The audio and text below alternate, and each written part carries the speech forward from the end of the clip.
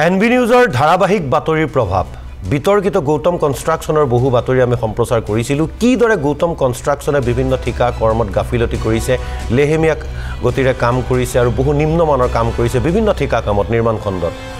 এই বিতৰ্কিত গৌতম কনষ্ট্ৰাকশ্যনৰ ওপৰত এতিয়া ক্ষুব্ধ মুখ্যমন্ত্ৰী হিমন্ত বিশ্ব শৰ্মা প্ৰতিষ্ঠানটোৱে নিৰ্মাণ কৰি থকা ষ্টেডিয়ামৰ কাম দেখি অসন্তুষ্ট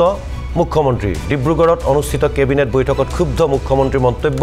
যে গুৱাহাটীত গৈ গৌতম কনষ্ট্ৰাকশ্যনৰ ওপৰত ব্যৱস্থা ল'ম এই কথা তেওঁ আজি স্পষ্টকৈ কৈছে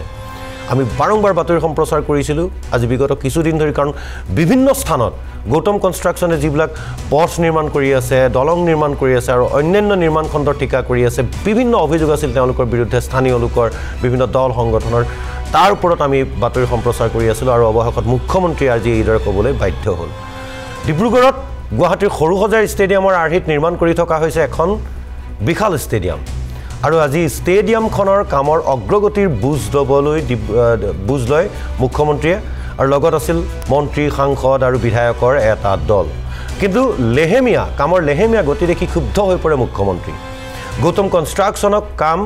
ক্ষিপ্ৰগতিৰে সম্পূৰ্ণ কৰাৰ তেওঁ নিৰ্দেশ দিছে আৰু এবছৰৰ ভিতৰত কাম সম্পূৰ্ণ কৰিবলৈ নিৰ্দেশ দিছে গৌতম কনষ্ট্ৰাকশ্যনত কাৰণ ইতিমধ্যে 6 বছৰ হৈ গ'ল এই ষ্টেডিয়ামখন নিৰ্মাণ কৰি থকা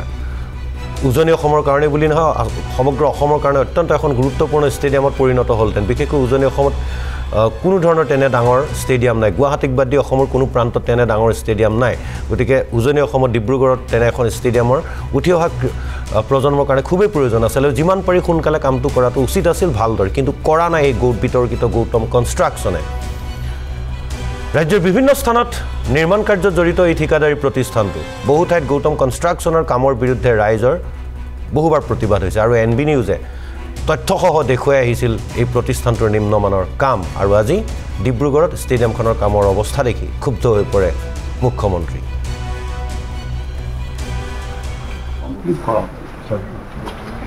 এইটো মই CM হৈয়ে চাব আহিছিলোঁ 3.5 বছৰ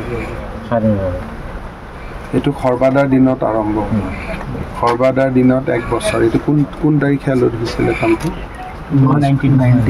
19ৰ পৰা আজি ইমান বছৰ লাগে নেকি 19, 20, 21, 22, 23, 24 কমপ্লিট হ'ল 6 বছৰৰ স্কিম হ'ব পাৰে নেকি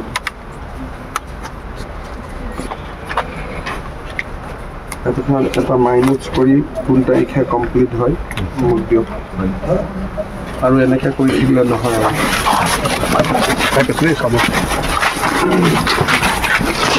6 বছৰ লাগিলে এনেকুৱা আপোনালোকৰ টোটেল প্লেনিংটো 10 years টোটেল প্লেনিংটোতো 10 বছৰৰ হ'ব মই যদি ইয়াত নাহিলোহেঁতেন ইয়াতো 10 বছৰ হ'লহেঁতেন টোটেল কামটো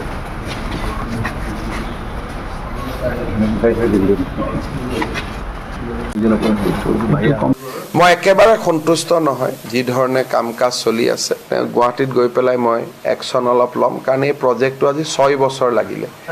এটা ষ্টেডিয়াম বনাবৰ কাৰণে 6 বছৰ নালাগে গতিকে 2025ৰ ভিতৰতে যাতে ই শেষ হয় আৰু নতুনকৈ আমি চেংচনো কৰিছোঁ এতিয়া যিটো 5,000ৰ গেলাৰী হৈ আছে তাক আমি 15,000লৈকে লৈ যাম তাৰো প্ৰজেক্ট চলি আছে কিন্তু নিৰ্মাণৰ যিটো গতি সেই গতিটোত মই একেবাৰে সন্তুষ্ট নহয় আৰু মই ব্যৱস্থা ল'ম গুৱাহাটীত চৰকাৰখন মোৰ যেতিয়া মোৰে গাফিলতি বুলি ক'ব লাগিব বেলেগক কৈ কি লাভ হ'ব যিহেতু মুখ্যমন্ত্ৰী মই গতিকে গাফিলতিটো মোৰে বুলি ক'ব লাগিব মই গৌতম কনষ্ট্ৰাকশ্যনৰ এই কাণ্ড পোহৰলৈ অহাৰ পিছত মুখ্যমন্ত্ৰী ক্ষুব্ধ হৈ উঠাৰ পিছত এতিয়া কেতবোৰ প্ৰশ্ন উত্থাপন হৈছে যে ৰাজ্যত ঠিকাৰ নামত আচলতে কি চলি আছে এটা ডাঙৰ প্ৰশ্ন নিৰ্মাণ খণ্ডত কেৱল মাত্ৰ কেইজনমান ঠিকাদাৰৰ ৰাজত্ব চলিছে আমি এটা কথা প্ৰশ্ন উত্থাপন হৈছে বিভিন্ন সময়ত যে ৰাজ্যত ঠিকাৰ নামত আচলতে কি চলি আছে আমি আপোনালোকক স্পষ্ট কৰিব বিচাৰিছোঁ নিৰ্মাণ খণ্ডত কেৱল মাত্ৰ কেইজনমান ঠিকাদাৰৰ ৰাজত্ব চলিছে আমি ইতিমধ্যে গৌতম কনষ্ট্ৰাকশ্যনৰ কথা কৈছে গৌতম কনষ্ট্ৰাকশ্যনৰ লগতে আছে ঠিকাদাৰ অনুপম শৰ্মাৰ ঠিকাদাৰী প্ৰতিষ্ঠান লগতে আছে আন কেইজনমান ঠিকাদাৰ অনিল দাস BK জৈন আৰু উদয় গোস্বামী এই কেইজনৰ হাতৰ মুঠিত এতিয়া সকলো চৰকাৰী ডাঙৰ ঠিকা কেৱল এই কেইজন ঠিকাদাৰে কেনেকৈ পায় কাম একাংশ শীৰ্ষ অভিযন্তা বিষয়া এই কেইজন ঠিকাদাৰৰ হাতৰ মুঠিত এওঁলোকৰ হাতৰ মুঠিত টেণ্ডাৰ ক্লজ এনেকৈ বনায় যাতে নতুন ঠিকাদাৰ সোমাব নোৱাৰে কামত যাৰ বাবে ৰাজ্যখনত এওঁলোকৰ দৰে ডাঙৰ ডাঙৰ কাম কৰা বহু ভাল দক্ষ ঠিকাদাৰ আছে কিন্তু সেইসকল ঠিকাদাৰে ঠিকাৰ কাম নাপায় উল্লেখিত ঠিকাদাৰ কেইজনে অত্যধিক কিন্তু ঠিকাৰ কাম পায় আৰু টেণ্ডাৰ ক্লজ এনেকৈ বনাই থৈ দিয়া হৈছে যে বেলেগ ঠিকাদাৰে কাম নাপায় বহু কাম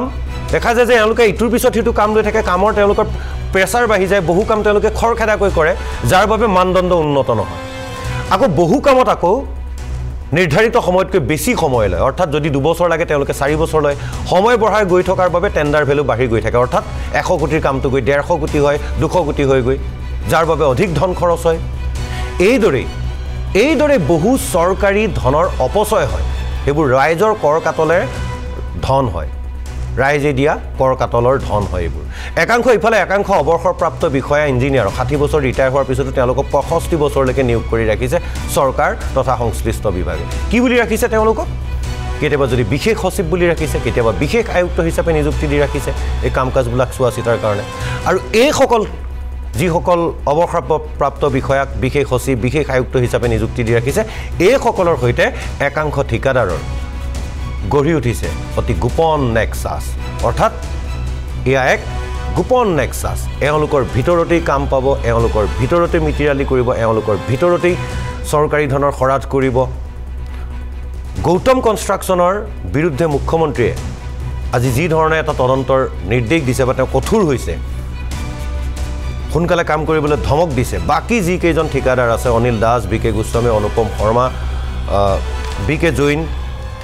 উদয় গোস্বামী অনিল দাস এওঁলোক এই বিয়াগুম ঠিকাদাৰ কেইজনৰ যি ঠিকাদাৰী প্ৰতিষ্ঠান আছে ইয়াৰ বিৰুদ্ধে তেওঁলোকে য'ত য'ত কাম কৰি আছে যিদৰে কাম কৰি আছে এইবিলাক মুখ্যমন্ত্ৰীৰ দৃষ্টিগোচৰ হ'বনে সেয়া এক ডাঙৰ প্ৰশ্ন কাৰণ এইসকল ঠিকাদাৰে কাম কৰি থকা বহু ঠাইত দেখা গৈছে তাতো জনসাধাৰণ যথেষ্ট পৰিমাণে ক্ষুব্ধ হৈ পৰিছে বিভিন্ন সময়ত বা বাতৰি হৈছে প্ৰতিবাদ হৈছে আমি দেখুৱাইছোঁ সেই প্ৰতিবাদ এই বা বাতৰি তেওঁলোকৰ নিম্নমানৰ কাম বা তেওঁলোকৰ কামৰ লেহেমীয়া গতি যাৰ বাবে জনতাই দুৰ্ভোগ ভুগিবলগীয়া হৈছে মূলতঃ নিৰ্মাণ খণ্ডত এওঁলোক নিৰ্মাণ খণ্ডত জড়িত ক'ৰবাত পথ নিৰ্মাণ কৰিছে ক'ৰবাত বিয়াগুম অট্টালিকা নিৰ্মাণ কৰিছে বিভিন্ন ধৰণৰ চৰকাৰী কাৰ্যালয়ৰ বা দলং নিৰ্মাণ কৰিছে কিন্তু গোটেই কামবিলাকতেই 90% কামতে তেওঁলোকৰ লেহেমীয়া গতি গাফিলতি নিম্ন